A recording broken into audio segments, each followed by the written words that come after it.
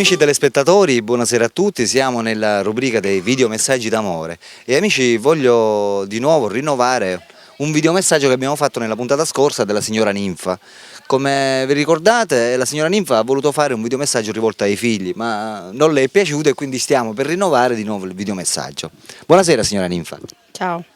Allora, vogliamo fare questo videomessaggio per i suoi figli? No, ma lo voglio tanto bene e voglio che si comporti giusto in famiglia e non mi fanno più bene sempre dispiacere. Le voglio tanto bene la mamma. Questo videomessaggio era rivolto a chi? È più grande, no questo, le altre due figlie. Che mi Come fanno si chiama? Troppo dispiacere. Antonino e Roberto, che è lui. Faccio segnare. Quindi Antonino e Roberto. Sì. Va bene, sono anche loro di Campobello di Mazara. Sì, insieme con sì, che mi danno troppo dispiacere e le voglio tanto bene. Si devono solo comportare in famiglia, che sono già adulte. Giusto? Che cosa devo dire? Quello che si sente. Non so.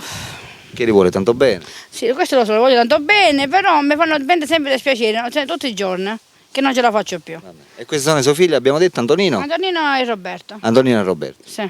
Allora Antonino e Roberto, non fate prendere dispiacere alla vostra mamma, la mamma vi vuole bene, allora comportatevi bene, pensatela, venitela a trovare soprattutto e soprattutto vogliatela bene perché è sempre vostra madre, ok? Antonino e Roberto, giusto?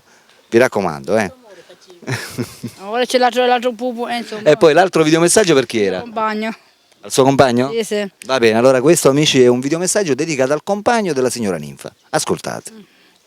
Dice un saluto dalla tua compagna, però non ne posso più. Sempre davanti alle televisori che vede sempre le partite, notte e giorno.